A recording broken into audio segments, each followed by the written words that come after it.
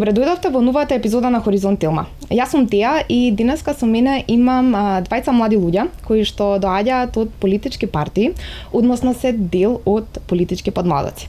Со мене денеска е Стефанија Кузмановска, која што доаѓа од Социјалдемократската младина на Македонија, и Тодор Конески, кој што доаѓа од Унијата на млади сили на ВМРО-ДПМН. Најпрви ќе ве поздравам, ви благодарам денеска што сте тука со мене, еве заедно ќе поразговараме за некои теми кои што мислам дека се многу важни за младите, но и многу важни да бидат од теми кои што се важни и треба да бидат отворени во јавноста, така што најпрви еве ќе ви се заблагодарам што сте тука денеска со мене. Благодариме и на поканата. Благодарам на поканата. Се надам дека ќе имаме една добра емисија и ќе успееме да го задржиме вниманието на гледачите. Да, јас најчесто кога представници од политички партии кога одат на дебати, кога одат на емисии, најчесто тоа е докажување и бранење на ставови кои што вие ги застапувате. Но сега се наоѓаме во некој понеформален облик во подкаст, каде што би можеле како млади луѓе да позборуваме за работи кои што се многу важни, но и се разбира да го опфатиме и да вие да го представите вашиот аспект и вашето размислување она за што се вие залагате. Најпрви сакам да секој од вас да ми се представите. Јас кажам накратко од каде сте, но еве која е вашата функција во партијата. Еве Стефи, може да почнеме со тебе, а понатаму со тебе Тодор ќе продолжиме. Која е твојата функција во партијата, во подмладокот и што всушност и надвор од партијата работиш? Најпрво, огромна благодарност за твојата иницијатива да имаме можност представници на две сосема спротивни подмладоци на политичките партии да имаме простор, медиумски простор каде што може да ги искажеме нашите ставови и да дискутираме на од аспект на младински политики. Јас сум Стефанија Кузмановска, моментално подпредседателка на Социјалдемократската младина на Македонија, дипломиран инженер по хемија, вработена во Министерството за животна средина и просторно планирање. Хемијата малку не е поврзана со политиката и можеби тука ќе се запрашаме како јас се најдов во политика, меѓутоа хемијата со политиката успеав да ги спојам преку областа на животната средина, односно и областа во која што јас моментално работам. Така ти благодарам, Тодор. Вака уште еднаш да се заблагодарам за поканата. Моето име е Тодор Конески, имам 25 години, доаѓам од Скопје. Моментално сум меѓународен секретар на Унијата на млади сили, функција која што извршувам од декември 2022 година, пред тоа член на извршниот комитет на Унијата на млади сили на ВМРО-ДПМН.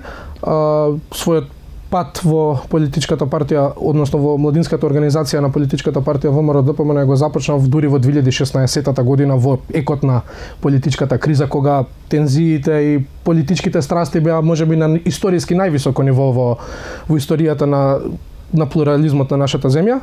И сметам дека во овие 10 години успеав да изградам една интересна политичка кариера која што многу добро фузира елементи на националната политика, но и на меѓународната политика.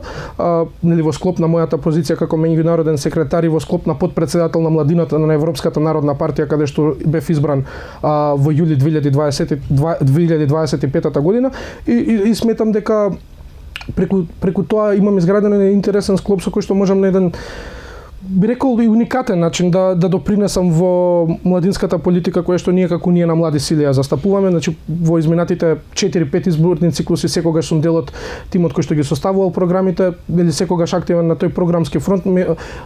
Покрај тоа студент сум апсолвент по меѓународни односи и филозофија на Меѓународниот универзитет Ка Фоскари во Венеција. Додека би траја студиите таму, живеев, се вратив како еден млад човек. Јас сум приказан за еден млад човек што се врати и тука сака да ја гради својата иднина. Моментално сум во фаза на завршување на универзитетските студии, мојата дипломска. Професионално моментално сум ангажиран во Министерството за енергетика, рударство и минерални суровини, каде сум дел од кабинетот на министерот, каде што го покривам делот на координација на меѓународните односи.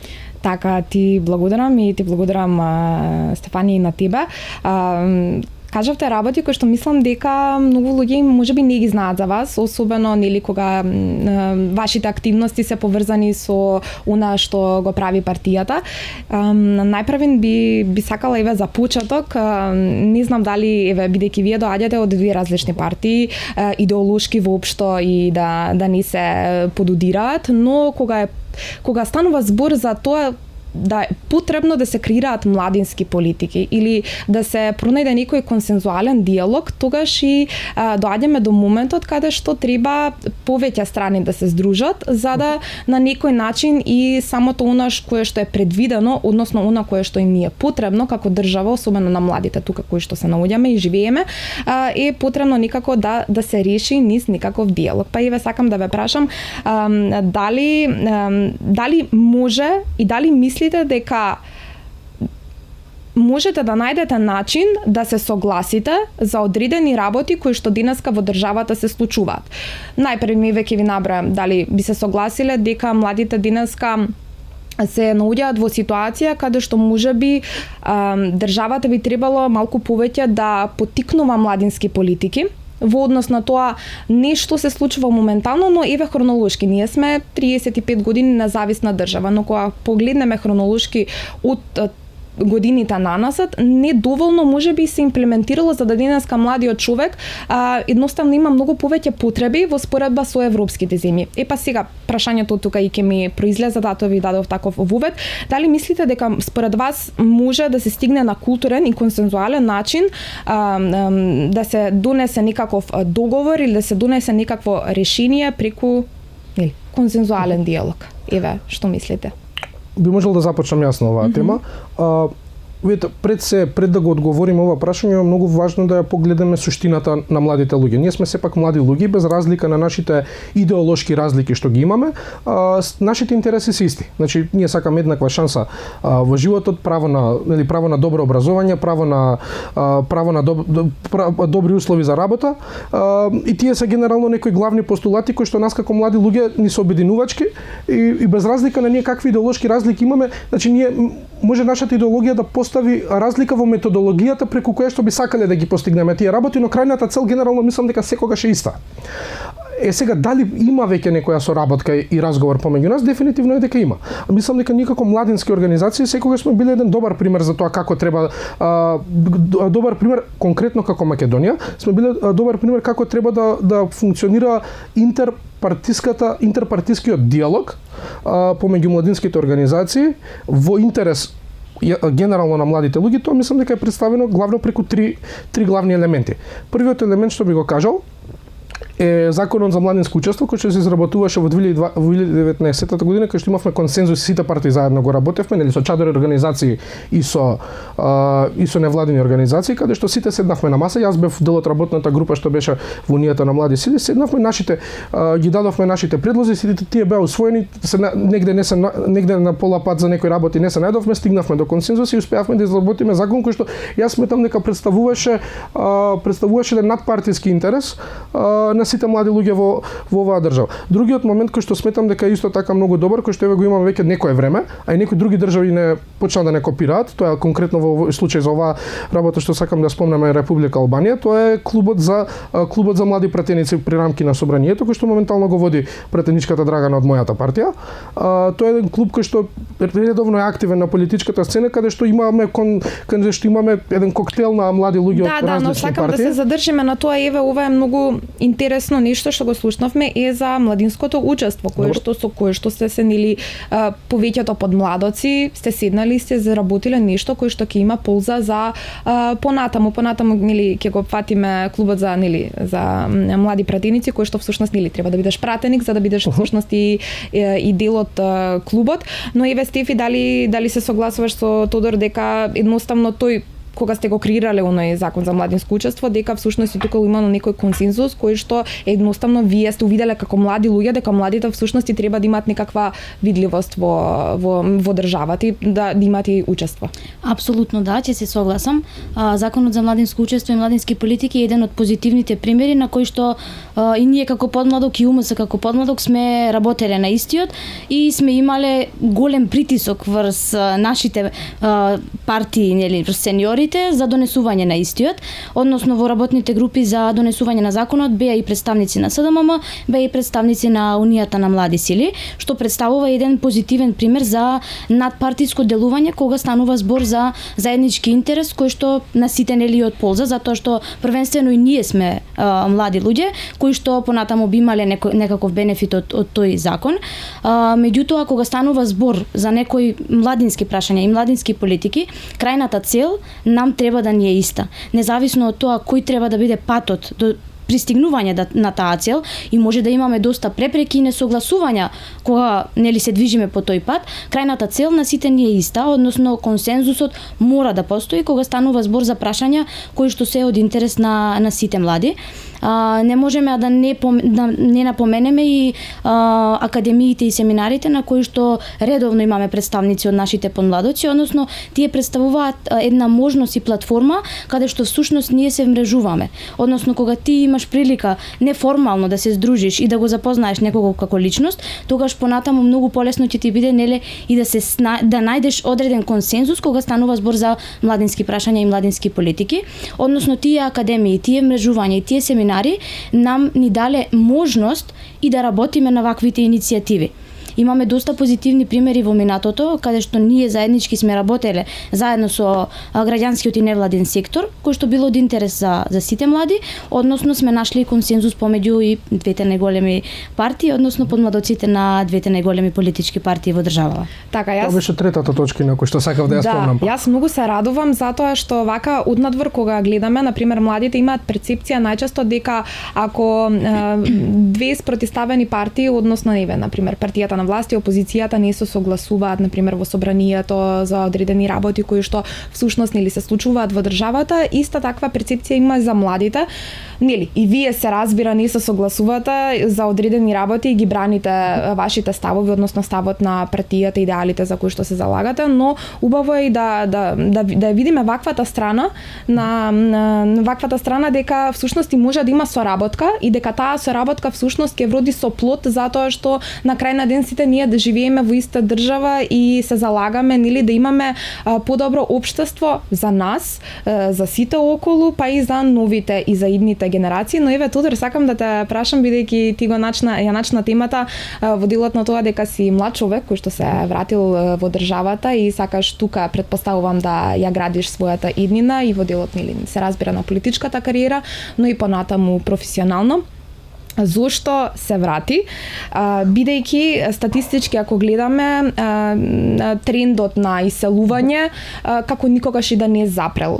Многу млади се иселуваат, бараат, мислам ова го кажувам од мој аспект, од моја перспектива, бидејќи познавам многу мои пријатели кои што се оцелиле за да одат и да бараат подобро образование. Ние сме свесни дека не можеме да се споредиме со некои европски земји кои што нивната демократија веќе ткаат и ја негуваат нели многу време и самите младински политики се многу зајакнати во тој дел, но што те натера да се вратиш и дали мислиш дека овој бран на иселување на млади може некако да се запре, бидејќи имаме извонредни млади луѓе кои што одат во странство и се школуваат и потоа таму се на пазарот на трудот, а истиот тој пазар на труд би можел да биде тука и би можеле тука силите да ги вложат. Што те натера и што мислиш од тој аспект, дали може брано да се запре или едноставно некако е многу тешко?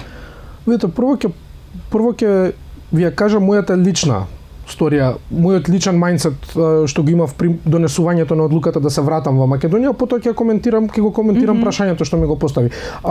Јас своето заминување во Италија за студиски престој никогаш не го гледав како одселување. И никогаш не го користев тој термин, дека сум одселен од Македонија. Јас кажував дека сум на студиски престој во Италија. И таа формулација се уште ја користам, бев на студии. Јас отидов со намера да добиам образование на факултет што е за мене представуваше институција на која што сметав дека можам да ги збогатам моите капацитети. Сакам тука само да те прекинам. Дали мислеше дека кога замена во странство ти се нудеше подобар образовен систем или едноставно тоа што го бараше не можеше да го најдеш тука? Комбинација на двете. Дали образованието во Италија е поквалитетно? дефинитивно е, но и конкретно програмот кој што го студирав, односно филозофија и меѓународни односи, немаше ништо тука што би можело да што би можело да корелира, да има корелација. И затоа кога отидов, мислам дека целта што сакав јас да ја постигнам, односно да се збогатам академски и да стекнам нови вештини, тоа го добив и се вратив во Македонија каде што осеќам одговорност према оваа држава дека треба тоа што сум го научил и што сум го стекнал да го имплементирам тука во обид да изградам подобра иднина за генерациите што доаѓаат, но и пред се и за нашава генерација која што тек треба да го живее остатокот од нашиот живот. И сега трендовите, да, како што кажа, речи се да не допреле, сметам дека во минатото имало многу неодговорни одлуки кои што сите заедно сочинувале да состојбите бидат такви какви што се, дали тоа биле во образованието, дали биле тоа при барањето на работа на младите луѓе, дали тоа било дека младите луѓе немале шанси, младинскиот стандард не бил многу висок.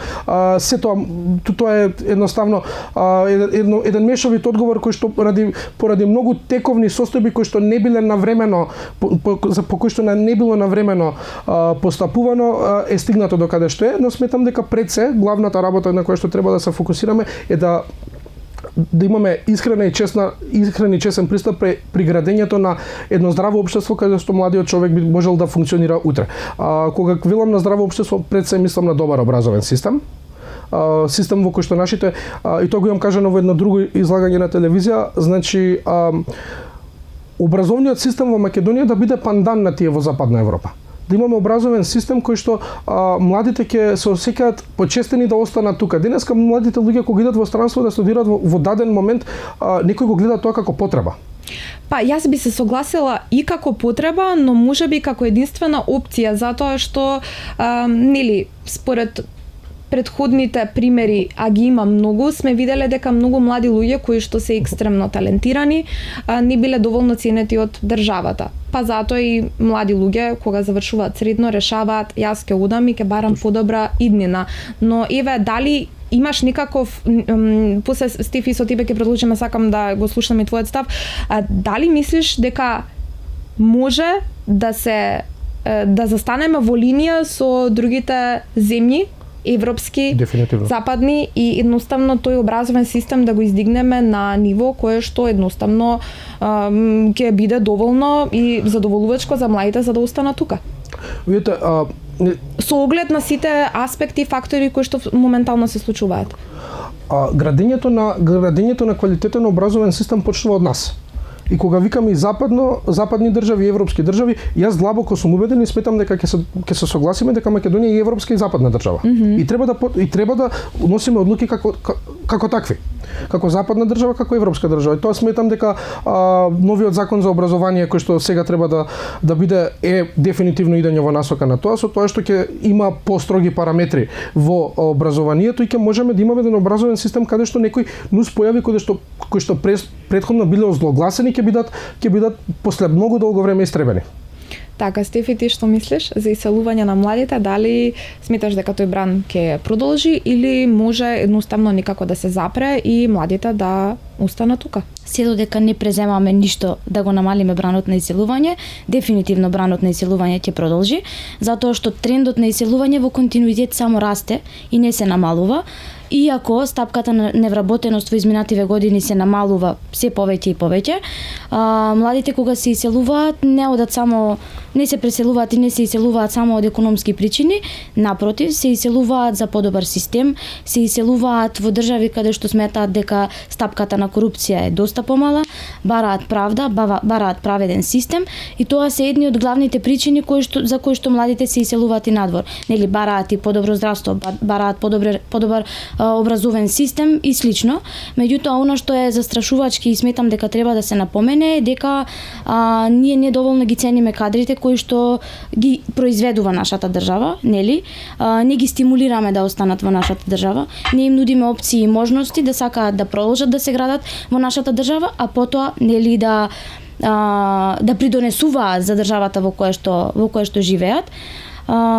неодамна бев на една презентација која што беше презентација на истражување направена од Независниот академски синдикат, која што гласеше, беше во насока на тоа колкав дел од младите кои што заменуваат на своите мастер студии или додипломски студии финансирани од Министерството за образование и наука, колкав процент од нив се враќаат тука и да придонесуваат во својата држава.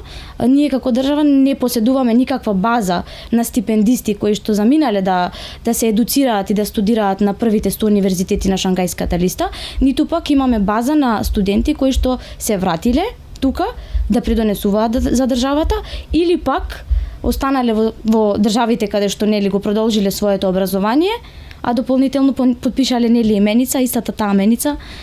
Да, тоа сакав да се надоврзам, да постои, мислам и го знаеме тоа дека многу од младите кои што биле стипендирани од страна на државата, нели, со услов да одат во странство и да се вратат, никогаш не се вратиле.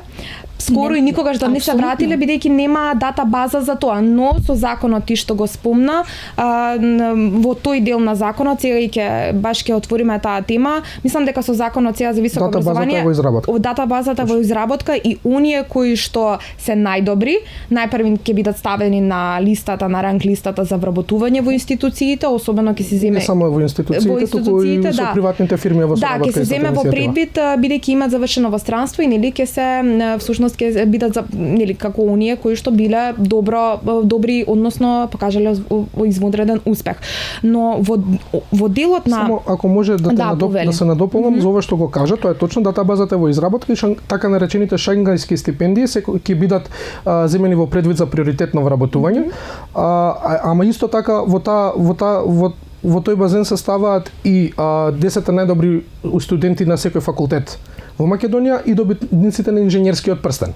Така да не е само шангајските стипендии, туку за повеќе се зема во предвид оваа политика. Но дали мислите дека оваа мерка ќе биде доволна еве со законот и еве со нова дата база, ако имаме, дали мислите дека е доволна мерката младите да се вратат, тие што заминале, или овие што се тука да едноставно да го продолжат со дали тоа е, не знам, доволна сигурност им се дава дека тоа навистина ќе се случи, бидејќи во многу случаи сме виделе дека и не е. Конкретно ако збориме за шангајската стипендија, има младите што добиваат до некаде имаат и обврска да се вратат. Но не се враќаат. До некаде имаат целосна обврска да се вратат. Имаат обврска да се вратат. Тоа е политика што мислам дека беше имплементирана 2009 или 2010 од влада на ВМРО ДПМН и која што одлично функционира, исто така како што зборевме за клубот на млади пратеници е копирано од други земји во регионот, но ние не можевме еден елемент што не можеме во континуитет да го докомплетираме, што сега работиме да го докомплетираме, е тоа да ги откако тие студенти ќе добијат таа стипендија и ќе заминат на тие студии, што сметам дека е одлично со целта наши кадри да можат да се образуваат на најдобрите универзитети на светот, немаме како да ги трасираме каде се. Сите знаете дека имало примери некои кои што ќе се вратат, нели ќе се вработат на некое место де факто и после се враќаат. Да, но тоа се многу ретки случаи, тоа сакаме, еве Стефи, ако имаш нешто да додадеш, ретки се случаите поради потребата од дата база. Така, што е во изработка. Што еве во изработка и би, нели, ама тоа се генерации, тоа се пари државни потрошено. Сега ние можеме да зборуваме кој е виновен, кој не е и зошто тоа досега не било направено, кога било нели имплементирано, но едноставно сега имаме дефицит од тие млади луѓе кои што сега би биле во многу институции, би би работеле и сега тие истите луѓе се некаде во странство и допринесуваат за друга држава. Стефи, да не имаш нешто да додадеш за да ја отвориме темата подетално за новиот закон за високо образование или да го патиме и законот, односно законските измени на студентскиот стандард? На кратко само би сакала да додадам, ние немаме и увид кои студенти се испраќаат да се доедуцираат во странство, а дополнително нас доста ни е битно дали истите тие студенти кои што студираат на странските универзитети соодветствуваат на пазарот на трудот. Зошто би стипендирале студенти кои што би можеле да се стипендираат на студиски програми кои што ги имаме ние тука во Македонија. Нели, кога финансираме и кога стимулираме млади луѓе да се доедуцираат и да студираат на универзитетите во странство, треба да имаме предвид да соодветствуваат на потребите на пазарот на трудот. И тука би сакала и да се надополнам, нели во 2010 беа и воведени овие стипендии за првите 100 универзитети на Шангајската листа, меѓутоа на сметка на кратење на парите за научно-истражувачка дејност во државата. Научно-истражувачката дејност според некои бројки е скоро 1/3 помалку од европските земји моментално што се одделува од буџетот. Сега мислам дека не знам со законските измени.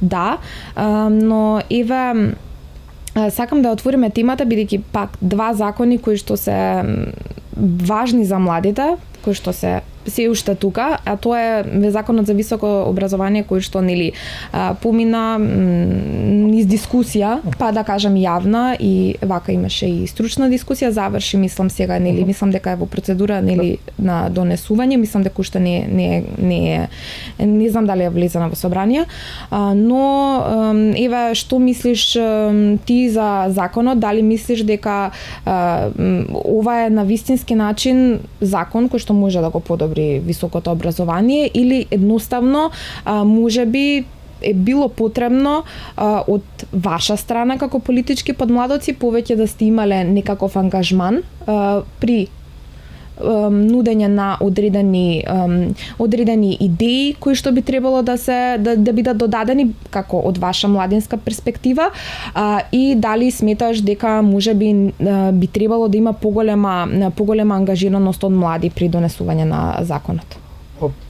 Ете, ако треба законот да го квалификувам со еден збор, би го квалификувал како строг, но сметам дека тоа е клучно, дека историски ако гледаме многу пати некако сме сакале да скратуваме со некои закони некои патчи. Но сметам дека треба еден строг конзистентен закон кој што ќе може тие измени за кои што толку копнееме финално да можеме да ги постигнеме. Законот има неколку многу добри иницијативи, како тоа што се помладиот асистент се враќа, регулирани се, првпат ќе биде регулирана доместокот на демонстраторите кои што малте не работеа про боно изминатите години. Сметам дека добиваме финално еден закон кој што е комплетен и кој што ќе може да донесе сериозни измени внатре во образовниот систем. Понатаму како ја коментираме, имаше јавни дискусии за законот. Да, но ева твоја младинска перспектива, дали еве ти како ти си дел од подмладок, вие во подмладокот сте зборувале, нели сте биле известени, сте знаеле дека се донесува таков закон, дали вие сте имали иницијатива и дали сте работеле, дали сте предлагале мерки кои што мислите дека се во насока и кои што се мерки кои што се за иднината за младите, бидејќи ти повеќе си мислам дека обкружен со млади луѓе отколку некој кој што е нели, кој што всушност и нели може да делегира со законските измени. Во изработката на законот за високо образование директно како политички подмладок не бевме инволвирани. Но институционално имаше млади луѓе кои што беа инволвирани.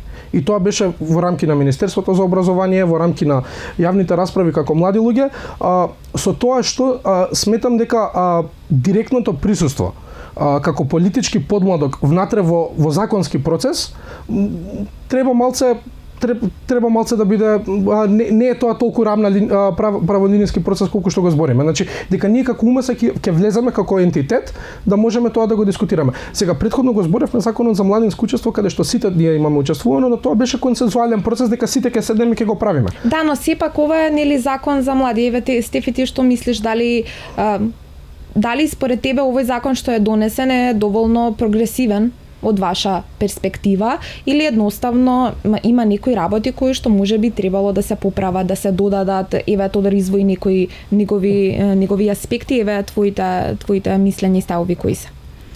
Во однос на законот за високо образование, јас сметам дека не се отвори доволно јавна дебата и јавна дискусија по однос на истиот и ќе се надоврзам на делот дали младите биле вклучени во однос на измените, донесување на истиот. Ние како подмладок не сме биле консултирани за донесување на законот за високо образование, што и на некој начин директно ги таргетира младите. Меѓутоа, според мене, она што е клучно е да студентските тела и представници на студентските организации бидат директно вклучени во донесување на измените на законот за високо образование. Затоа што кога работиме на одреден закон, на одредена промена и на одредена иницијатива, она што е клучно да бидат присутни луѓето кои што најмногу ги засега одреден закон, одредена иницијатива или одредена промена. така што со еден збор, со 2-3 збора би требало да биде слухот на студентите, што тие бараат. Така што добро, мислам во ред, мислам од таа гледна точка ако гледаме но еве се разбира и вие како млади луѓе секако би имале пути како некоја идеја би сакале да спроведете, чисто нели нашите гледачи и слушатели чисто да ги воведеме во тоа како функционира нели во кој дел вие предлагате и како предлагате, но тоа понатаму ќе навлеземе. Сакам да еве скоришните законски измени на законот за студентски стандард кои што се донесоа во собранието преку скратена постапка и тука сакам истото да ве прашам дали вие имавте некаков удел, затоа што претходната недела и двајцата можевме да ве гледаме од говорница во вашите матични партии и имавте некои ставови кои што едноставно ги браневте. Од една страна Стефанија ти зборуваше за тоа дека стипендиите се кратат, дека едноставно некои работи кои што се во законот за студентски стандард тука беа и студентските домови, од друга страна го имавме Тодор кој што ревносно ги бранеше законските измени и тоа е сосема нели нормално од ваша перспектива, но млад човек кога го слуша сето тоа, кога се инволвираат нели имиња на вашите лидери и тоа се така некако во расправија, млад човек создава, можеби ќе создаде перцепција, овие се расправаат, се напаѓаат, не можеме да ги слушнеме што точно сакаат да кажат. Па еве јас сакам еве да ви дадам прилика да ги образлучите вашите ставови, што конкретно мислиш Стефи дека не е во ред со законските измени на студентскиот стандард, а Тодор понатаму ти можеш да кажеш чисто бидејќи нели твојот став кој е и тука пак сакам да го провлечем прашањето дали вие имавте некакво еве особено бидејќи од страна на неговата партија е донесена законот и е предложен. Драго ми е што денес имаме прилика да зборуваме повеќе на темава, надвор од пресконференциите кои што традиционално ги имаме од наша страна, нели во рамки на партијата. Она што за мене беше клучно и сметам дека треба да се издвои во однос на измените на законот за студентски стандард кој што помина по скратена постапка е тоа дека се формираше еден двокласен систем во високото образование. Односно студентските домови започнуваат да се класифицираат на тип 1 и тип 2, односно како тип 1 студентски домови, нели ќе се класифицираат реновираните и реконструирани студентски домови кои што имаат нели енергетски ефикасни фасади и слично, и тип 2 нереконструираните студентски домови, што директно укажува на двокласен систем во високото образование. Што значи тоа? Кога ние сакаме да направиме енергетска транзиција, енергетската транзиција мора да биде праведна. Тоа сум го зборувала и во неколку наврати, дека енергетската транзиција мора да биде праведна со цел да не ја плаќаат неа најсиромашните и најранливите. Односно, кога ние ги реконструираме тие студентски домови, кои што би имале енергетски ефикасни фасади, тоа значи и помали трошоци за државата, помали трошоци за министерството, што нема логика студентите нели поскапо да ги плаќаат тие реконструирани енергетски ефикасни студентски домови. Од друга страна, имавме и намалување од традиционалните 49% од студентските стипендии, кои што беа наменети за студенти од социјално ранливи категории и сега се скратуваат на 40%. Апсолутно јас се согласувам дека треба да се зголеми бројката нели за студенти со ретки болести и слично. Меѓутоа тоа е сега ново воведено, но се ставаат во иста категорија со социјални, мислам се додава ставка, но добро е што е препознаено од една страна, но твојот став е дека не треба да има, како што ти го велиш, двокласен систем во начинот на тоа да се оделуваат студенти, но ета од една страна па вака кога зборуваме, сите ние сме биле студенти, еве јас мислам вака ако зборуваме, во какви услови живеат младите студенти таму кои што се и кога ве слушаат вас, еве тебе Стефи те слушале, тебе Тодор ве слушале, они не може да го разберат тоа на таков начин и бидејќи они имаат едни проблеми. Значи сега во моментот ситуацијата во студентските домови е ужасна. Апсолутно се согласувам. И тоа е поради негрижата со децени. Не е ова од сега, ние не можеме да кривиме некој кој што е сега или некој кој што бил пред неколку години, затоа што ова е проблем кој што траел. Значи ние имаме студентски домови кои што не се реновирани, да не кажам па од времето на осамостојувањето, пример да спомнам. И сега како клучно, како е моментот сега младите да го добијат тој производ и како би можеле сега едноставно да се обратат кај вас и да кажат јас имам проблем и тоа сакам да го направам. Затоа што се донесуваат законски измени, младите немаат сигурност и како едноставно да свата дека вие се борите. Еве ти имаш еден став, еве Тодор, твојот став мислам е сосема спротивното од тоа што го кажа Стефи, но како може едноставно младите да се осигураат дека и да има законски измени и да нема законски измени, нешто ќе се направи. Затоа што едноставно гледаме историски наназад дека многу работи не се прават. Мислам не се прават, не е сега да наметнуваме вина зошто тоа не се прави, туку едноставно поттик, но и доверба кај младиот човек да се види дека нешто се прави.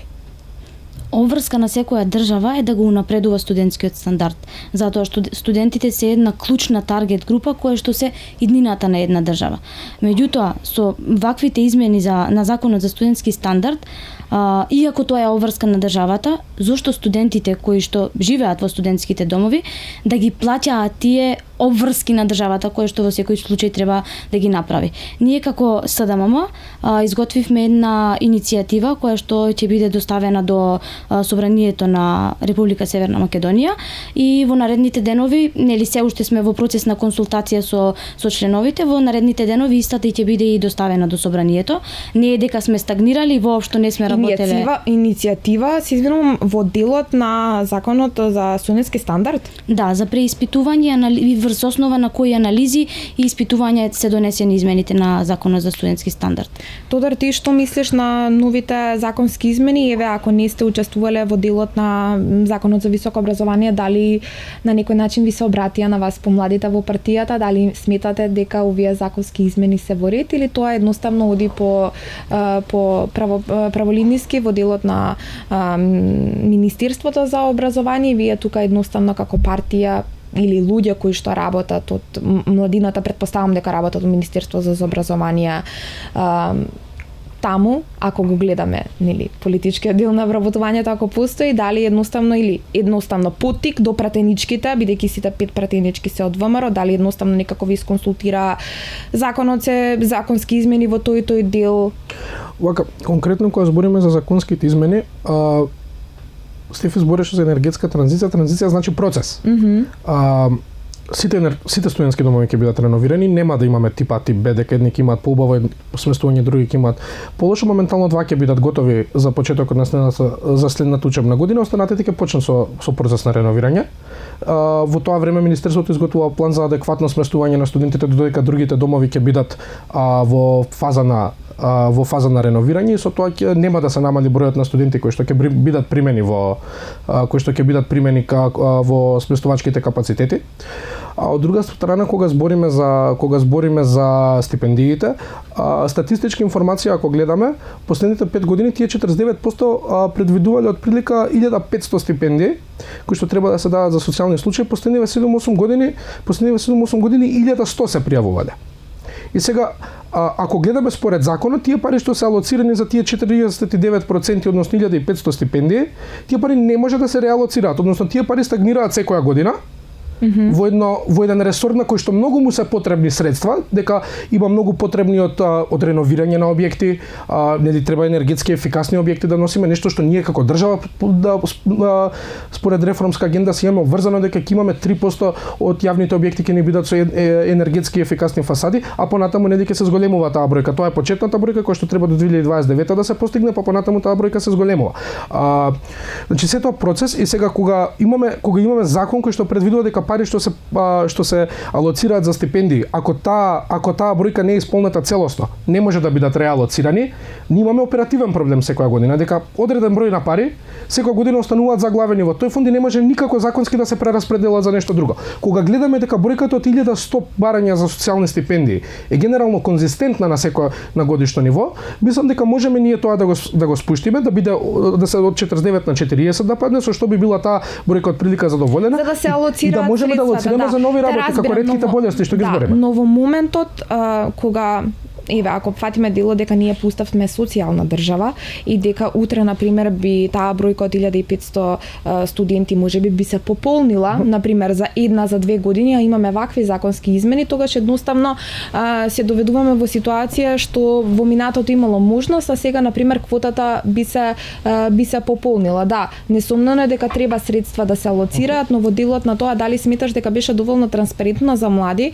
луѓе кои што дознаат дека така едноставно се менуваат и кога тоа се образложи, особено во делот на студентските домови. Дали сте ги виделе студентските домови кои што се реновираат? Дали сте биле, на пример Кузман е во центарот на Скопје, јас на пример кога поминувам гледам дека фасадата се уште не мислам ни до пола не е од тоа што е направено, за Стив не можам да тврдам, не сум го видела домот, но кога поминувам низ Кузман немам чувство и немам перцепција дека тоа би се завршило до почетокот на новата академска година. Е сега моментот ако се затвораат овие, а пример од перцепцијата јас што имам како новинар дека Кузман можеби да не се отвори, а Стив да се отвори, капацитетот на студенти кои што може да се примат во таа академска година може да се намали сериозно и млади студенти кои што доаѓаат од другите градови да немаат кај да бидат сместени.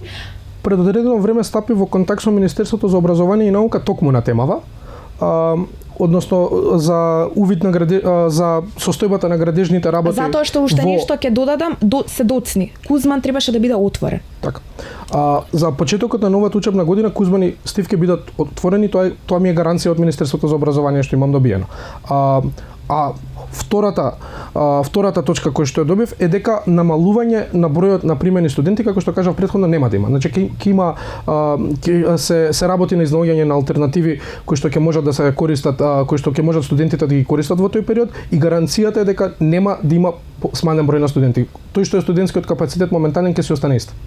Да, но мислам во друга насока ми беше во услов сега да има потреба од стипендии од социјални категории, тоа не би било, но би се алоцирало на никаков друг начин, но да искоментирам на тоа само ако може, значи статистичките индикатори се многу силни дека таа бројка не би требало да се зголеми многу. Значи по тоа е водено. Значи ние емпирично се водиме во ова, се воделе при изработката на оваа промена и сметам дека како што кажав 7-8 години назад таа бројка отприлика таа е рамката, разликата на годишно ниво. Со тоа што со новиот закон се предвидува дека исто така тие пари би можеле да станат, реалокацијата би можела да се случува и така ќе добиеме многу поголема флексибилност при тоа ако во случај се случи следната година да имаме 1500 апликации да може да се стигне до реалокација за да можат и сите да бидат задоволени. А во однос на тоа ако не се отворат студентските домови, а се затворат сите, каде ќе одат студентите? Гаранцијата е дека ќе се отворат. Добро, тогаш да видиме, го ставаме на времето. Тука кај што е студентскиот стандард, кај што се студентските домови, тука и студентскиот оброк, кој што е донесен, односно законот во 2022-трета, мислам. Крај на втора, почеток на трета беше чинено. Да. И со донесување на законот, според секоја фискална година, тој треба да се качува со стапката на инфлација. Сега, студентскиот оброк, откако е донесен, најпрв беше 120 динари, а понатаму 140 и ден денеска е си уште и не е всушност и качен неколку години наназад. Студентскиот оброк е всушност некој стимул на студенти кои што живеат тука за едноставно субвенционирање на оброкот кој што во тој ден го имаат, а можеме да видиме и ние сите одиме по маркети и гледаме колку многу многу работи се поскапени и реално за тие пари кои што сега студентот ги добива, едноставно на некој начин преживува. Ако тоа би било субвенционирање на сумата кој што тој лично си има за она кое што е додадено. Сега еве ние како млади луѓе тука седиме и зборуваме и не сме со целосен статус на студенти и не ни е тоа единствениот можност на добивање на пари ако не земаме пример стипендија, но што е во случај со оние студенти кои што го земаат оброкот на неделно ниво. Еве како вие како подмладоци што правите, дали едноставно еве Стефи од опозиција, Тодор ти си од владеачкото мнозинство, односно ако партиски гледаме така, но еве дали вие правите некаков стимул бидејќи веќе ако се залагате за младински политики, а студентскиот оброк е една од младинските политики, дали тоа едноставно треба некако да го нагласувате како нешто за кое што треба пратениците во собранието да бидат загрижени да внимаваат, бидејќи според закон треба да се зголемува, всушност тоа не се прави. Точно тука има една пикантерија која што не е пикантерија, голем момент е, а тоа е дека универзитетското студентско собрание достави барање до Министерството за образование, каде што наместо покачување бара зголем проширување на опсегот на студентскиот. Ама тоа не беше од сега, тоа не беше од оваа година, тоа беше од пред 2 години. Точно. И со тоа постигнато е разбирање на кое што и се покачени од 120 на 140 денари, но и постигнато е разбирање дека моментално потребите се задоволени. А од друга страна мислам дека ќе се согласиме сите на темава, студентскиот оброк е екстремно добра иницијатива која што истовремено е многу финансиски оптеретувачка за државата. И сметам дека ако ја прошируваме, треба односно да се насочиме кон една насока, дали ќе ја покачуваме или ќе ја прошируваме. Сметам дека извинувам, универзитетското студентско собрание не е во законот. Точно. Министерството мора да се води по законот. Тоа е предлог на универзитетско собрание. Тоа не е национално студентско тело што сега не го вмитнаа во законот за високо образование, па да има таков статус да одлучува за такви важни работи. Универзитетското собрание предложило, но законот за студентски оброк гласи треба да се покачува секоја фискална година. Еве, јас мислам тоа е по законот ако се водиме. Ова е предлогот, добро и мислам што го спомна, но еве тоа беше во 2025 година. Сега во 2026 година еве Стефанија ти мислам го пратиш процесот и еве ти Тодор го пратиш процесот. Дали мислиш дека со зголемување или на опсегот сега треба едноставно да се престане да не се води по законот дека не треба да се зголемува? Апсолутно не, трошоците се зголемуваат, инфлацијата се зголемува, што еден студент може да направи со 140 денари за еден оброк во денот. И апсолутно се согласувам дека истиот треба да расте. Да, треба да се зголемува и опсегот, меѓутоа ние не треба на тоа да гледаме како оптеретување за државата, бидејќи станува збор за унапредување на студентскиот стандард, и кога веќе зборуваме за консензус, мислам дека ова треба да биде една од клучните работи за која што ние како подмладоци треба да имаме консензус и заеднички да работиме во иднина. Затоа што што можеме со 140 денари оброк на денот да купиме? Сумата се добива на неделно ниво. Тоа се 740 денари, мислам 840 денари. Да. И со тие пари они можат да испазарат. Но сега со тие пари реално, ако видите со 840 денари не може да, мислам тоа е субвенционирана мерка и во делот на тоа колку е оптеретен буџетот и дали е оптеретен, мислам дека воопшто не треба да се штеди на младите, особено на студентите. Еве се донесува нов закон и тоа е супер што ќе се реновираат студентски домови, но еве младите ако не се потикнуваат со вакви мерки и плюс сите не земаат стипендии, еве ние ако направиме паралела со другите држави, например со скандинавските држави, сите студенти земаат стипендии. Образованието е бесплатно. Ние треба да одиме во таа насока, а вие сте тие кои што всушност и делегирате со младинските политики и можете едноставно да добиете поголем слух во однос на оние кои што ги носат одлуките. Дали сметате дека ако ти Стефи предложи дека треба консензуален диалог, дали ти Тодор мислиш дека освен што се зголемил опсегот во 2025 година, а сега сме 2026 година, што понатаму? Како тоа ќе се, во која насока тоа може да се движи? Бидејќи опсегот сега е зголемен. Да. И видете, само за една кларификација, кога реков голем финансиски трошок, тоа го констатираме како фактичка состојба. Мислам дека годишно на студентскиот оброк идат околу 60 милиони евра. Па мислам дека не се толку, но треба да отприлика цената во таму варира, и тоа како констатација го давам дека значи секако дека тоа треба да се зголемува и треба да се продолжува да се постапува според законот како што е донесен, но тоа се огромен број на пари. И сега треба да се водиме по законот, треба секоја фискална година се покачува како што рековме и да консензусот е важен на оваа тема. Добро. Мислам дека па како што кажавме, значи да реитерирам на тоа што го кажавме на почетокот. Сите сме млади, сите имаме иста цел. Така, добро. Кога веќе зборуваме за вакви теми, студентите, најчесто младите луѓе, вие исто сте млади, но не сте апатични, туку сте политички активни.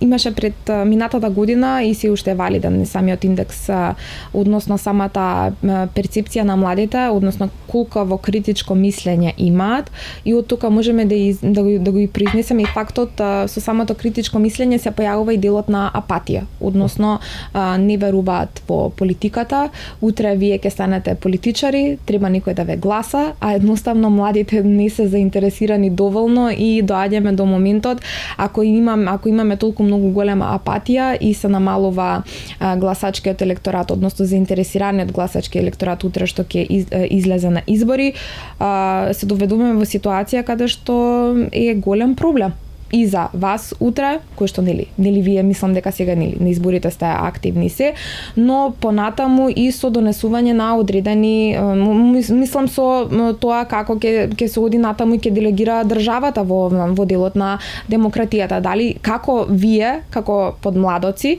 гледате на тој дел каде што млади се апатични и не ги интересира политичка партија и едноставно на пример кога има и дури и предрасуди, јас сум забележала и стереотипи, ќе да прашаат кај си, јас сум во партија Леле, не сакам да зборам со тебе или ти си цело обоен или во таа некаква смисла и едноставно немаат позитивно мислење и гледаат на политиката како нешто негативно. Еве Стефи, ти што мислиш во тој дел? Прво не би сакала да ги поистоветам политиката со политичка партија, затоа што младите луѓе можат да делуваат политички и без при тоа да бидат дел од подмладок или нели политичка партија. Застрашувачки е моментот колкав процент од младите воопшто не биле активно вклучени или воопшто вклучени, било тоа да е во невладини граѓански организации, во студентски здружувања, студентски собранија и слично, затоа што кога зборуваме за политика, не зборуваме само за политички партии. И апатијата првенствено е кон политичките партии, меѓутоа не смее да се заборави и фактот дека апатијата постои и кон политиката генерално. Она што ние го наследуваме како млади и репрезенти на подмладоците од сениорите е една од причините заради која што младите имаат таква апатија кон политиката и кон политичките партии. Меѓутоа, подмладоците и ние како репрезенти на истите треба да покажеме една многу поразлична слика, треба да покажеме волја и мотив дека сакаме да покажеме нешто различно во општеството и дека сакаме да донесеме позитивни промени во општеството. Се додека тие не гледаат проактивност од нас, кои што треба да бидат пример за луѓе, пример кој што се вклучени во политиката, вклучени во политиките и вклучени во политичките партии, не можеме да очекуваме дека степенот на апатија кај младите ќе се намали, Но дали спомна, дали мислиш дека сте сега како подмладок во некоја неблагодарна ситуација? Зошто ситуацијата таква каква што е или глобално мислиш дека апатијата е поголема или кај нас апатијата е поголема? Самото демократско право да излезеш да гласаш е си уште некако несвојствено кај нас и младиот човек не го гледа тоа како некој чекор, но како нешто со што би можел да дава и да одзема. Не ја гледа моќта на самото гласање. Апатијата е глобална, не дека ја гледаме само тука кај нас во државата, не дека ја гледаме само во СДММ или во УМС, апатијата е на глобално ниво. Меѓутоа и самите бројки колку младите излегуваат на избори покажуваат колку всушност се апатични.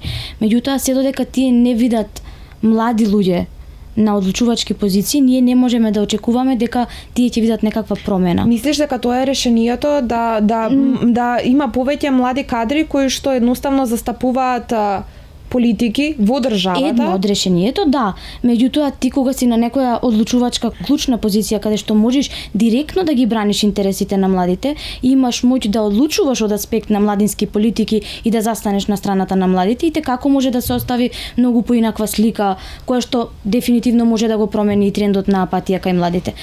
Сега ние индиректно сме вклучени во процесите. Меѓутоа не е исто да си директно и индиректно вклучен во процесите и да застанеш на страната на младите и да ги застапуваш интересите на младите. Така, Тодор, ти што мислиш за апатичноста и за тоа што младите не се, да кажеме, доволно заинтересирани? Начна една тема која што Стефи ја потврди како теза, ја ќе ја потврдам, тоа дека апатијата е глобален тренд. Пак да се навратиме, мојата позиција е меѓународен секретар на Унијата на млади сили, често комуницирам и секојдневно сум во контакт, нели, преку позицијата подпредседател на младината на Европската народна партија, секојдневно контактирам. И многу пати кога сакаме да политизираме, ние апатијата сакаме да ја представиме како феномен кој што е присутен само кај нас. И тоа не е така. Убаво ја отворивме оваа дискусија, време е да збориме дека апатијата према политиката и према политичките партии е глобален тренд. Дали тоа е добар? Дали не е добар? Дефинитивно, мислам, нели имаше Ралф Надер. Од кај мислиш дека тоа произлегува? Од кај мислиш дека апатијата од глобалните трендови, од глобалните политики? Од глобалните трендови, но мислам дека има еден елемент кај младите кој што има потенцијал да биде и малце опасен, а тоа е дека младиот човек е многу особено во 21 век е многу индивидуализиран. И моментот кога луѓето се индивидуализирани, кога веќе стануваат самоодржливи, многу често се ствара перцепција дека мене не ми треба политика. Мене политичкиот систем не ме интересира, без оглед на тоа што се случува, јас сум си тој што сум и можам да успеам во тоа. Но иако тоа во одредени индивидуални случаи е точно, нас политиката ни е суштинска како колектив, како општество. И затоа младите секако како што се индивидуализираат, мислам дека се накачува тој феномен на апатијата. Дали младите во дадени моменти биле разочарени од политичките партии? Дефинитивно да, дека биле. Нашата обврска како политички подмладоци, но и не само и како политички подмладоци, туку како политички систем. Значи тука ги кажувам и политичките партии, тука и граѓанските организации се вметнати, и студентските собранија. Кога гледаме дека интересот е намален, ние треба да бидеме тие што ќе пристапуваат. И сметам дека во одредена мера тоа го правиме, но тоа секој ден се повеќе да го правиме.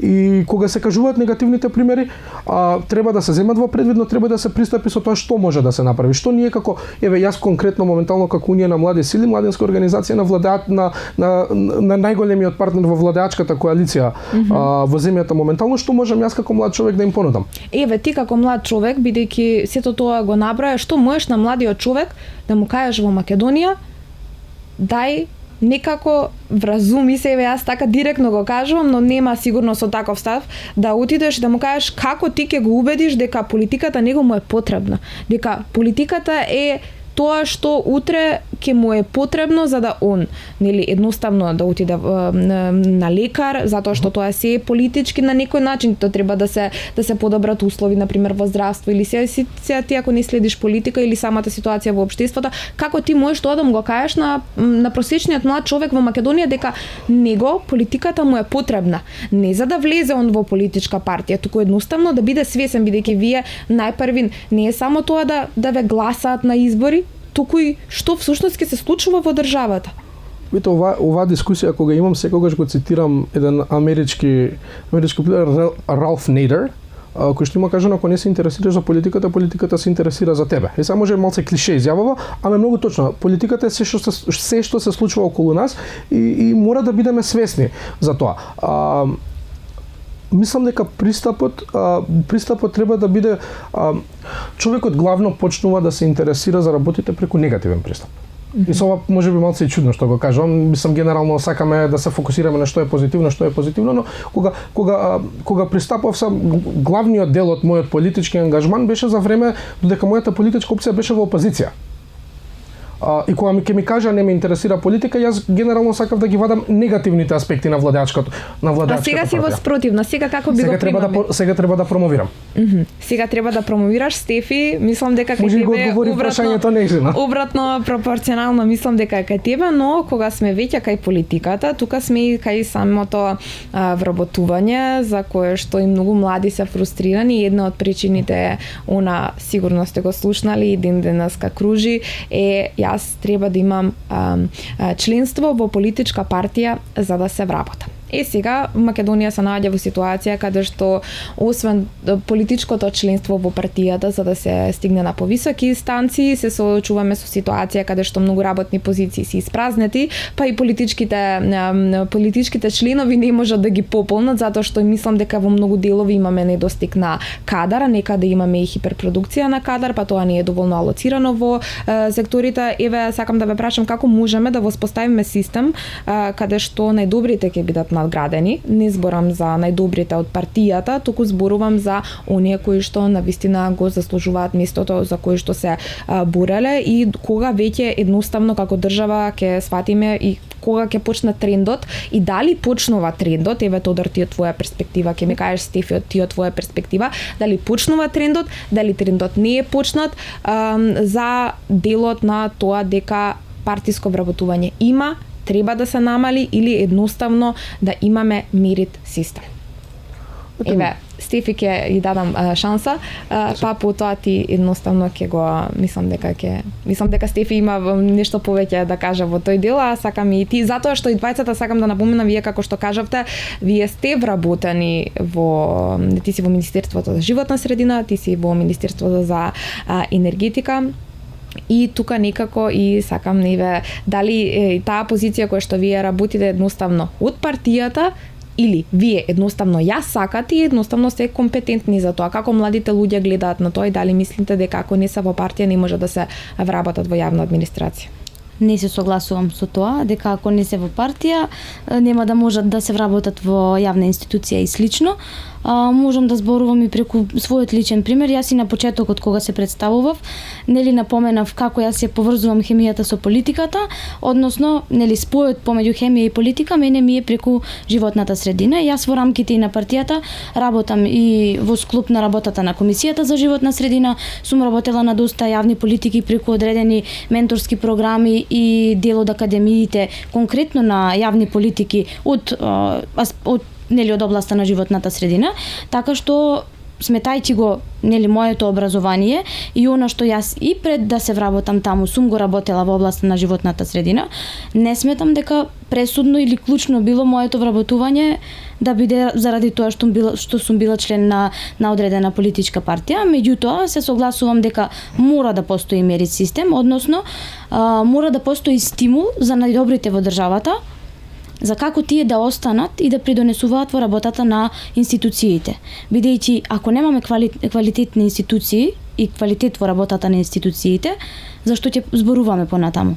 Оно што е клучно за функционирањето на една држава е и функционирањето на јавните институции, што подразбира и вработување по мерит систем на луѓе и личности соодветни на своето образование и соодветни на потребите кои што одредена институција ги има во тој момент за одредена личност, тоест за одреден профил на личност која што е потребна во одредена институција.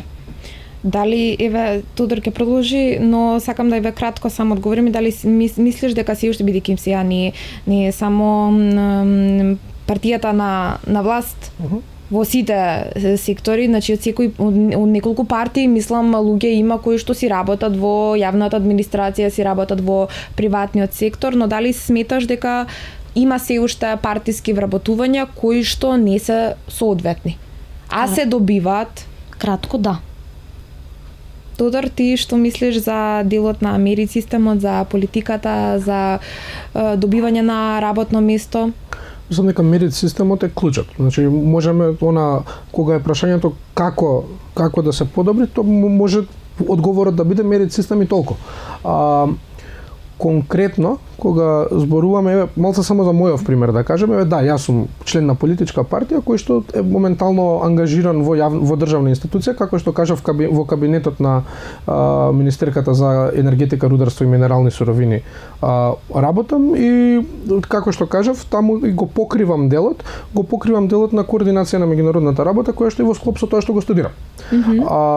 Понатаму еден добар пример од моето министерство да дадам, ние откако се формиравме како министерство се подпиша меморандуми за соработка со машинскиот факултет, факултетот за со ФЕИТ и со рударскиот факултет при универзитетот Гоце Делчев во Штипјо. Таму имаме повеќе од најдобрите студенти се вработени кај нас во министерството и своето прво работно искуство го имаат во јавната институција наша. Да напоменам исто така и со Финк има меморандум за соработка, од кај што имам исто така студенти земено во нашиот IT сектор и ова не се партиски членови. Значи тука беше систем на меритократија презимање, односно се отвори можноста за студентите да се приклучат во министерството, се воведе, значи се пријавија како студенти, се спроведува интервју и најдобрите беа селектирани каде што денеска работат во министерството. Од друга страна зборевме претходно дека приоритет за вработување ќе имаат, ги спомнавме шангајските стипендии, ама ги зборевме и 10 најдобри ученици на секој факултет што завршуваат таа година, исто така добитниците на инженерскиот прстен. Така да тоа се некои чекори кон тој мерит систем што го разбориме до сега. Да, но еве во минатото не било така. Можеме да се согласиме дека имало многу повеќе партиско вработување и со самото тоа партиско вработување најчесто во многу случаи, да не генерализираме, но се нудел нестручен кадар и едноставно довело до ситуација многу институции да бидат запоставени. Дали според тебе мислиш дека се уште постои и се уште има делови каде што некои работни позиции не се мислам не од сите партии зборувам, кои што се според партиска основа вработени некако така, а не доволно вложуваат во нивното работно место? Дали доволно вложуваат во нивното работно место, тоа не би можел да знам. Дали доволно вложуваат во смисла, не сакав грубо да звучам, но дали сметаш дека се уште тој тренд не е искоренет? Бидејќи еве Стефи кажа дека да, ти дали мислиш дека тоа се уште едноставно е некој процес кој што не може преку ноќ да се смени? Дали мислиш дека оди во добра насока, бидејќи според ова ти што го образложи? Има индикатори за позитивни. Да, но дали мислиш дека во други делови се уште е тоа некако воспоставено и дека некако треба да се менува? Дали сметаш дека се уште тоа постои во некои инстанци? Видете, тој историски феномен што постоел и дали имало такви инстанции, имало. Дали сметам дека се намалуваат со текот на времето? Да. Јас ќе коментирам за пример неколку мои партиски колеги кои што имаат ангажман согласно во јавна институција.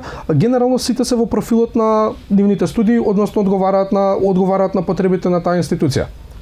А од друга страна, сметам дека имам исто така многу голем број на партиски колеги, конкретно внатре во извршниот комитет на Унијата на млади сили, кои што работат и во приватниот сектор. Дека нели постои една перцепција дека некој доколку е во некоја тело на некоја партија ќе додат на власт и тоа е крајно приказат. И да се во државна администрација. Постојат голем број на луѓе во сите партии колку што имам разговарано, кои што се вработени, но се работат во приватниот сектор. Добро. Во делот сакам да опфатам, бидејќи зборуваме за млади и за младински политики, општеството во кое што живееме, во однос на нашата заработка, на нашиот стандард, кој што нели не е преку ноќ сега дека ние можеме да го направиме, туку тоа се гради со години и години. Еве што мислите вие, кои се потребите денеска на младите и дали одат во насока на нивно задоволување? Например, ние сме земја која што од секогаш е препознатлива по тоа што се бавела и обстанувала од земјоделството и сточарството. Сега можеме да видиме параметри каде што сето тоа оди во надолна линија, а млади кои што би сакале да бидат ангажирани во тој поглед и да нема, многу е мала бројката, а тука нели доаѓаме и во новото време каде што има технолошки развој и културата, тука ќе ја спомнам уметноста, некако сите тие професии кога ќе се земат на едно и кога ќе дојде младиот човек да се вработи, еве да не зборуваме за приватниот сектор и за државната администрација, но што е со тие млади луѓе, дали има доволно шанса, што се случува, дали можеме да видиме дека ваквите професии, особено земјоделството, може да опстане кај нас и дали тоа треба да се негува едноставно? Видете, земјоделството има проблемот со млади земјоделци, како што зборевме за апатијата, не е нешто што само нас не засека, тоа е глобален тренд и не знам колку ја пратиме темата, ама Европската унија исто така вложува огромни напори за да ја заживее таа професија кај младите луѓе. Мислам дека треба да посветуваме особен фокус во тоа поле, се со цел мотивирани од тоа што Македонија е земјоделска земја, и сметам дека треба во секој момент земјоделската политика да не биде приоритетна согласно фактот дека тоа е една од главните столбови на нашата економија. Еве, дали познаваш млади луѓе што се занимаваат со земјоделие? Да, како што кажав, значи во работата моја во рамки на Унијата на млади сили, буквално целата држава имам свртено повеќе пати и имам буквално запознаено млади луѓе во најразлични сфери, меѓу кои што се и младите земјоделци. Еве, што ти како млад човек, кога тебе ти се обраќаат, бидејќи ти си во делот на политиката, што ти кажуваат они, што е потребно за младите луѓе денеска земјоделци да едноставно решат јас ќе се бавам со земјоделие? Видете, главната замерка на младите земјоделци е можностите на пазарот. И дека многу години веќе тоа што они го продуцираат генерално има многу ниска цена на откуп и какви можности имаат кога го пласираат, односно дека не може цело производство да се пласира. Треба да државата да работи со субвенции како што работи долги години назад и сметам дека повторно. Дали мислиш дека образованието на самите земјоделци и системот кој што е воспоставен тука игра голема улога? Во која смисла? Во делот на тоа што луѓето кои што се занимаваат со земјоделство, дали мислиш дека во однос на тоа како напредува интегрирањето на нашиот пазар, на надворешниот пазар, дали мислиш дека е потребно стимулација и поголемо образование, обуки како за се друго, па така и за земјоделците, за да можат да напредуваат во тој дел, затоа што вака ние како држава многу повеќе извезуваме наша храна што ќе ја произведеме, а уште толку па увезуваме, да, и тоа може е проблем, затоа и младите можеби не се нафаќаат самиот систем, нели?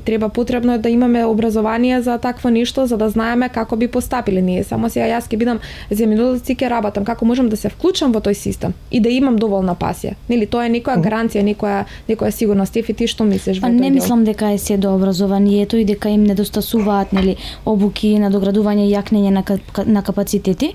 Тодор, првата реченица што ја кажа беше дека апатијата не постои само во политиката. Јас би рекла дека таму имаме апатија и во однос на, нели, земјоделието и работната сила во земјоделието.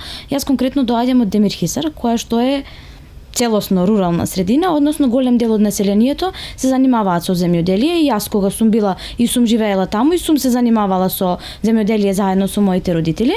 Меѓутоа, она што најмногу ги плаши младите да се вклучат, нели, да бидат млади земјоделци, покрај тоа што државата уште, нели, кога СДСМ беше на власт, беа воведени мерки за и програми за млади земјоделци за отворање на, нели, за набавување на машинерија, опрема и слично, сепак не се одлучуваат и не се решаваат да почнат да работат во областа на земјоделието.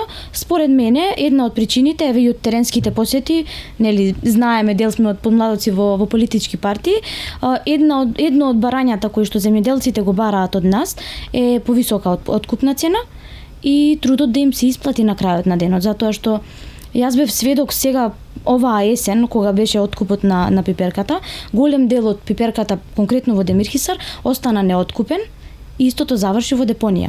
Што е жално. Тоа системски би требало да се реши. Апсолутно. Ако гледаме во тој дел, за да младите би системски, сега не знам системски, така некако да го пластично да го кажеме, за да може би младите би биле мотивирани, затоа што реално не е само кај нас, и пак ќе го спомнеме глобалниот тренд каде што се повеќе технолошката индустрија напредува наспроти земјоделската, но кога ги гледаме нашите ресурси со она што располага нашата држава и со нашите богатства, можеби и поттикот и насоката како се промовираат, нели, особено младинските политики, можеби тоа би било аспект, особено младите, затоа што има многу млади што не сакаат да се оцелат од село, од нивниот дом, но едноставно за да преживеат го прават тоа.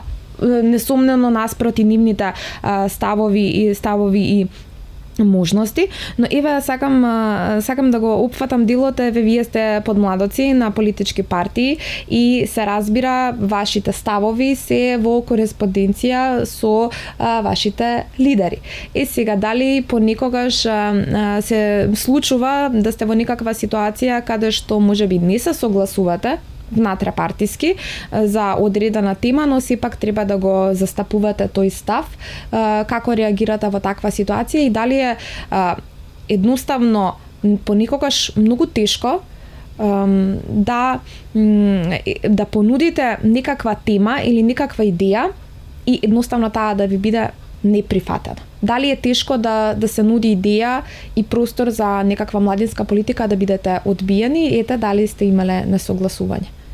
За една демократија и демократско општество, па и демократска партија, здраво е да има несогласувања, да има судир и конфликт на различни размислувања и нормално во секоја политичка партија и во рамки на подмладоците и во рамки на сениорите, меѓутоа и во рамки на подмладоците заедно со сениорите, нормално да има здрава дебата, конструктивна дебата и кога има здрава и конструктивна дебата, нели тоа подразбира да има и несогласувања во ставовите. Секако, јас мислам дека сите ќе се согласиме, нормално дека сме имале несогласувања, нормално дека тоа внимателно подоцна треба да се комуницира со јавноста, нели, понатамо. Меѓутоа, според мене, тоа е здраво да има несогласувања во одредена политичка партија и во едно демократско општество.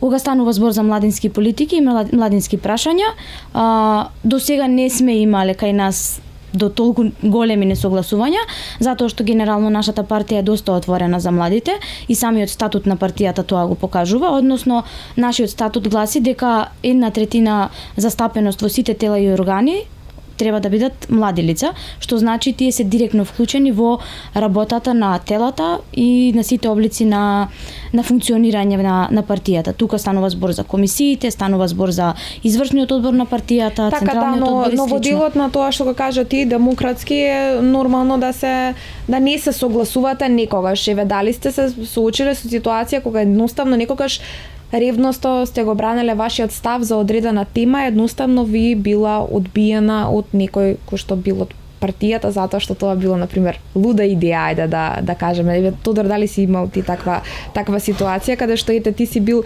некако со погледот на оваа страна, а некои твои постари колеги во партијата биле на друга страна? Видите, пред се морам да кажам дека интерно во органите на ВМРО-ДПМН секогаш имало слух за младите луѓе. И кога и да имало несогласувања, имало, секогаш се изнаоѓало компромисно решение кое што е во склоп со идеолошката доктрина на партијата која што ја представуваме.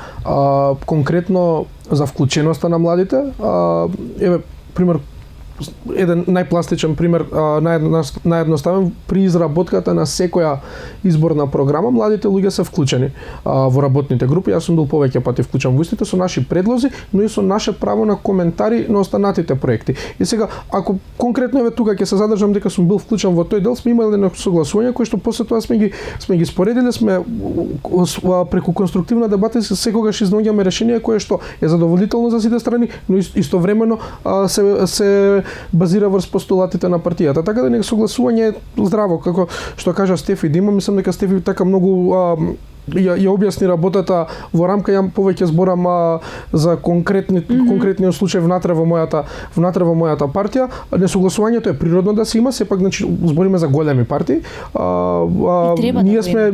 Ние сме фактички големата партија, ние сме центар десна партија, но на некој начин сме големата партија во десниот блок во македонското општество и има многу голем број на членови кои што доаѓаат од до центар десен спектрум до десен спектрум. И сега тука има секако различни толкувања на некои работи, но среќен сум што иако има несогласување, секогаш успеваме да изнајдеме заедничко решение за сите тие работи.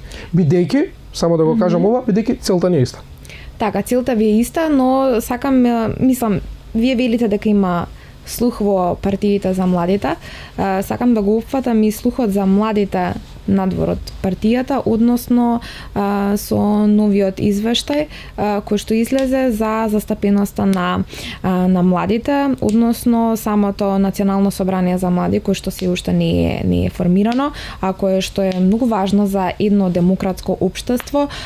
Понатаму самата стратегија за млади е всушност тука, треба да се носи нова, таква е каква е, но едноставно како и да не се имплементира доволно, бидејќи тука можеме да видиме според самите локални младински центри и совети, за кои што сакам да ми кажете како се формираат, зошто се уште нели според вас не се формирани или кои се проблемите, бидејќи рековте за националното учество, за самиот закон за кој што сте имале консензус, но и за самите канцеларии на млади. Што мислите вие, Ева, бидејќи сето тоа во еден кош спаѓа под Министерството за социјална политика, демографија и млади? Дали Министерството кое што се формираше така на што е социјална политика, демографија и млади е можеби малце поразително во тој дел, поради имплементација на сите овие работи, бидејќи мислам дека вие, например, да се формирало Националното собрание за млади, вие би имале учество, така? На еден начин. Да, на еден начин, така што вие би требало да бидете поборници за вакво нешто кое што си уште го немаме едноставно во државата. Еве, јас би можела.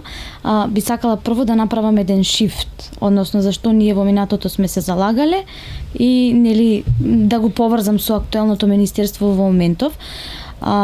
Пред неколку години го изработивме манифестот на социјалдемократијата, кој што е идеолошки документ и се заснова на конкретни заложби врз кои што СДММ понатаму ќе креира јавни политики, конкретни јавни политики.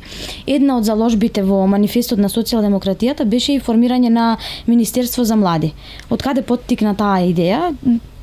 Тогашната агенција за млади и спорт и буџетот кој што беше поделен помеѓу млади и спорт. Буџетот се распределуваше 95% за спорт, а 5% за млади.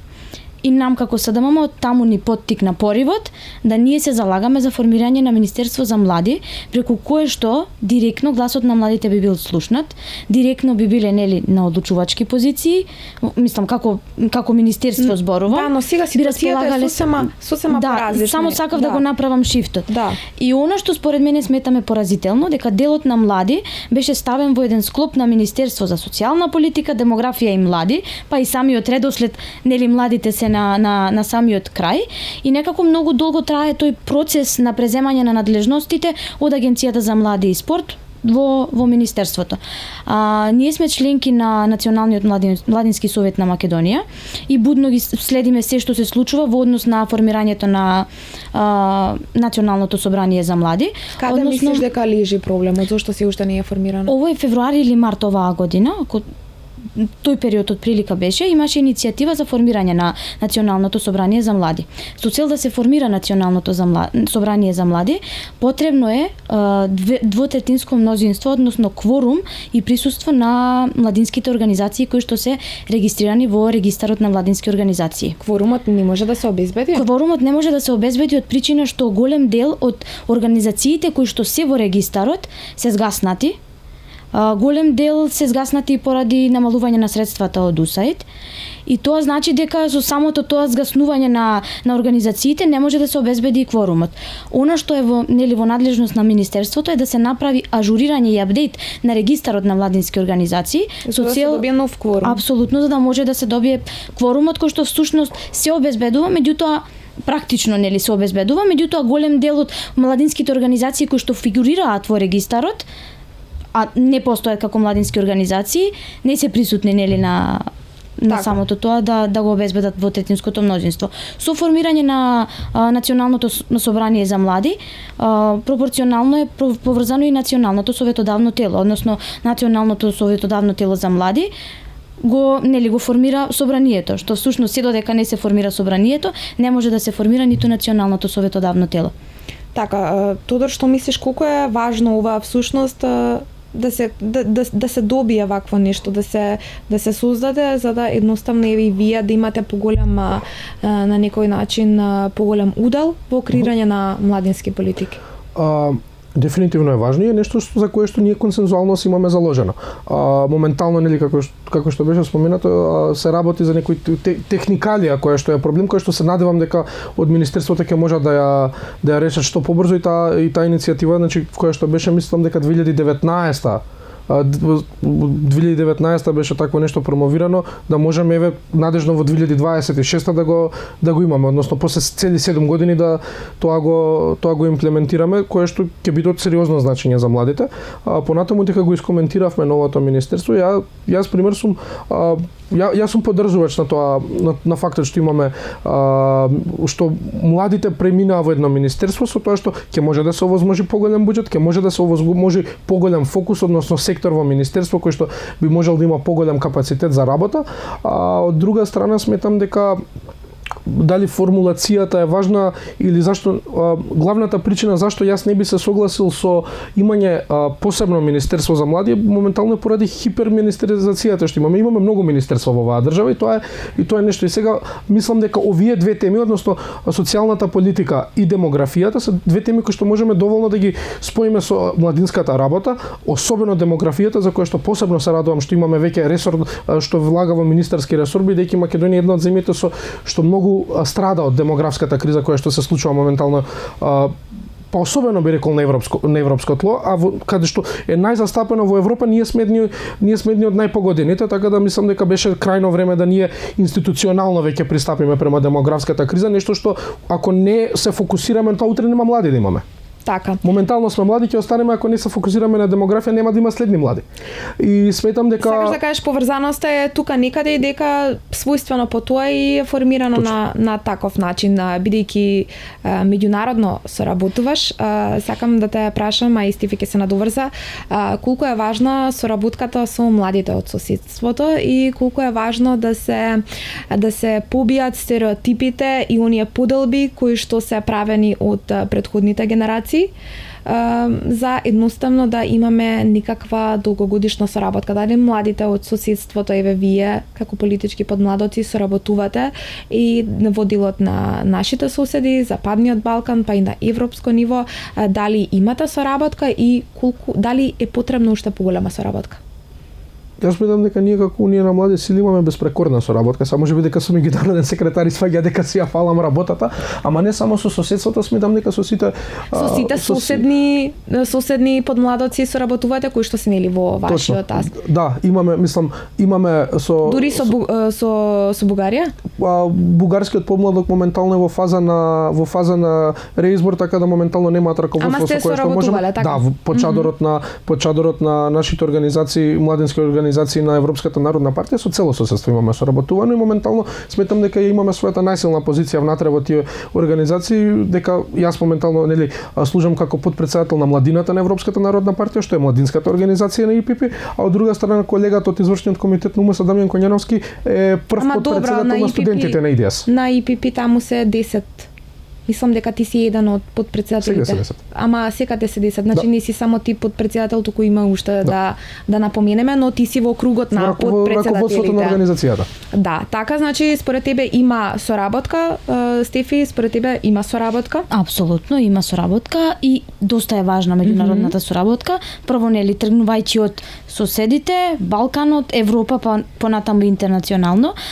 Ние сме полноправни членки на младите европски социјалисти и на Интернационалната унија на млади социјалисти. И еве ја користам и приликава, одамна бев и назначена за балкански координатор во Интернационалната унија на млади социјалисти, што значи една висока позиција која што нели балкански координатор, односно да се прави координацијата помеѓу сестринските партии во регионот. нормално, имаме соработка со сите соседи, соработуваме и со подмладоците на сестринските партии од соседството. Истовремено имаме и традиционален летен камп кој што се одржува по 19 пат оваа година. Регионалните гости се неминовни и секогаш се учесници. Секогаш се учесници на нашите активности кои што ни се примарно за зајакнување на капацитетите на СДММ, меѓутоа ја искористуваме и приликата да ги поканиме и како наши гости и да бидат дел, односно да споделиме искуства, да примеме искуства, како тие функционираат, како тие работат и слично. Така, јас сакам да ја заокружам епизодата, бидејќи мислам дека многу зборувавме, но многу теми не опфативме. Се надевам дека ќе имаме следна прилика. Јас сакам за крај да ми кажете кратко каде ја гледате нашата држава Македонија за 10-20 години, дали е тоа во Европската Унија, еве вие како млади политичари, и каде ја гледате нашата држава и што би претендирале утре да заземете како политичка позиција? Македонија гледам за 10-20 години како економски силна, енергетски независна и полноправна членка на Европската Унија. Од аспект на политичката функција, мислам дека политичката функција не е важна како таква, туку важно е ние како млади луѓе да придонесуваме на оваа држава и на овој политички систем. Да не зимаме, туку да даваме. А тоа на која позиција ќе биде не е важно. Тоа не е важно воопшто. Значи немаш некоја желба за 10-20 години да ја погледнеш оваа епизода, да кажеш леле, што сум кажал јас во оваа епизода, па тоа и се случи. Или, добро, ти како што го конципираше, Стефи? Македонија за 10 до 20 години ја гледам во Европската Унија и јас. И самото тоа подразбира, нели, примање на европските вредности, односно држава која што ќе има долгорочен просперитет, економска стабилност и слично. А кога станува збор за каде се гледам јас себе си, сметам дека функциите се минливи и она што е важно ние како млади луѓе е да оставиме белег за она што сме го направиле и во рамки на партиите, но и во општеството генерално, така што функцијата не го детерминира белегот и не детерминира она што ние ќе го оставиме позади нас во наредните 10 на 15 години. Така, јас ви благодарам. Имам една забелешка дека се согласивте со повеќе од 3 работи и тоа е голем напредок, голем чекор, мислам дека за државата, мислам дека ќе се надевам дека ќе бидете успешни млади политичари кои што ќе креираат вистински политики кои што на државата и се потребни. Ви благодарам уште еднаш што бевте дел од Хоризонт Илма. Се надевам дека во следната сезона ќе се дружиме пак. Ова е се за оваа епизода, но и за оваа сезона. Се надевам дека уживавте, дека дознавте многу работи кои што можеби и не сте ги знаеле за младинските политики, но и како функционираат политичките подмладоци тука во државата, така што останете со нас, гледајте оваа епизода, гледајте ги претходните, а ние се дружиме во следна сезона. Поздрав!